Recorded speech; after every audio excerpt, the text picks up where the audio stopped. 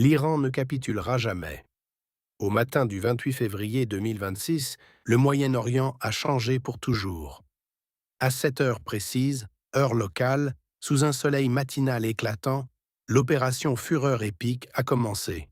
900 frappes de précision ont touché les bâtiments militaires et les défenses aériennes de la République islamique.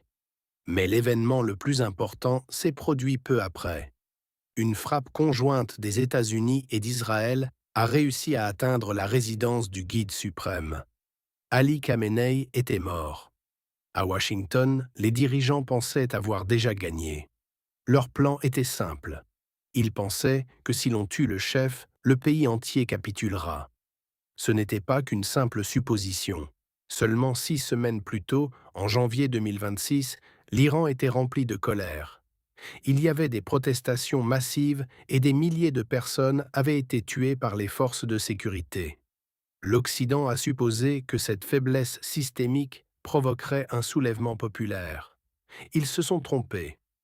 Au lieu d'une révolution, la guerre a rendu les gens plus patriotiques. Elle a arrêté les luttes internes et a poussé la population à soutenir le pays. Aucun drapeau blanc n'est apparu. Le gouvernement à Téhéran n'est pas tombé. Il a simplement opéré une transition. Bienvenue dans l'architecture de la défiance. Aujourd'hui, nous analysons pourquoi la doctrine du refus de capituler a transformé une frappe éclair en une guerre de survie éprouvante. Le facteur Mojtaba. La stratégie visant à tuer le chef a échoué car l'Occident n'a pas compris comment l'Iran choisit son nouveau dirigeant. Il ne s'agissait pas d'un transfert soudain vers un groupe de personnes au hasard. Le choix de Mojtaba Khamenei comme troisième guide suprême, le 8 mars, était un plan qui était déjà préparé pour la guerre. En choisissant rapidement un nouveau chef, l'armée est restée forte. Cette capacité à survivre a été testée auparavant. En juin 2025, un conflit plus petit, appelé Opération Marteau de Minuit, a vu des frappes sur des sites nucléaires. C'était un entraînement pour aujourd'hui. L'Iran n'a pas seulement construit ses cités de missiles souterraines au fil des ans. Ils les ont améliorées spécifiquement après avoir frôlé la guerre totale en 2025. Ils se sont éloignés d'un système qui repose sur une seule personne. Désormais, ils ont un système où les commandants locaux peuvent faire leurs propres choix. Leur message au monde est clair. La résistance n'est pas une personne. C'est un système souterrain endurci, conçu pour encaisser de nombreux coups et rester debout. La mathématique de l'épuisement. En 2026, le fait d'être à la pointe de la technologie est en réalité un problème pour les pays riches. Cela nous amène au ratio d'échange des coûts. Nous pouvons appeler cela la mathématique du combat asymétrique. Les rapports de presse indiquent que les drones coûtent 20 000 $. Mais les données secrètes montrent que la mathématique est encore pire pour les États-Unis et leurs alliés. En fabriquant tout à l'intérieur du pays et en utilisant des usines simples, l'Iran a réduit le coût d'un drone Shahed à moins de 7 000 $. Pour en abattre un navire américain tire un missile qui coûte 2 millions de dollars. Cela signifie que pour chaque dollar dépensé par l'Iran pour attaquer, les USA doivent dépenser près de 300 $ pour se défendre. C'est une hémorragie financière à l'échelle mondiale. Cela mène à un problème de profondeur des stocks. Un navire de la marine américaine ne possède qu'un nombre limité de tubes de missiles. L'Iran utilise des tactiques d'essaim. Il lance 100 drones en même temps. Cela sature les ordinateurs des navires. Même si les USA en touchent 95%, les 5% restants peuvent détruire un immense porte-avions. L'Iran n'essaie pas de couler chaque navire. Ils essaient de rendre la présence des USA dans les eaux trop coûteuses et trop risquées. La ligne de vie mondiale. L'Iran ne se bat pas seul. L'économie de résistance est soutenue par une ligne de survie numérique. Téhéran ne s'inquiète plus des interdictions bancaires traditionnelles.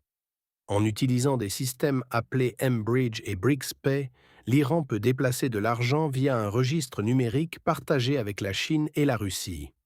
Cela rend le commerce très difficile à arrêter. La Chine achète toujours 90% du pétrole iranien. Cela donne au gouvernement l'argent dont il a besoin pour l'effort de guerre. Dans le même temps, la Russie apporte son aide. En partageant des informations satellites et des renseignements, la Russie permet aux dirigeants iraniens de voir exactement où les navires américains se déplacent. L'Iran a également utilisé sa position géographique comme une arme. En empêchant les navires liés aux USA de traverser le détroit d'Ormuz, ils ont créé un choc multidimensionnel pour le marché de l'énergie. Ils ont fait grimper les prix du pétrole à 110 dollars le baril. Ils retiennent l'approvisionnement énergétique mondial en otage. Leur message est simple. Si Téhéran ne peut pas dormir en sécurité, l'économie mondiale ne pourra plus respirer. La doctrine de la Renaissance. L'erreur fatale de l'opération Fureur épique a été de croire que détruire un bâtiment revenait à détruire une capacité. En 2026, l'Iran a poussé le concept de rénovation de défense à son paroxysme. L'urbanisme de guerre.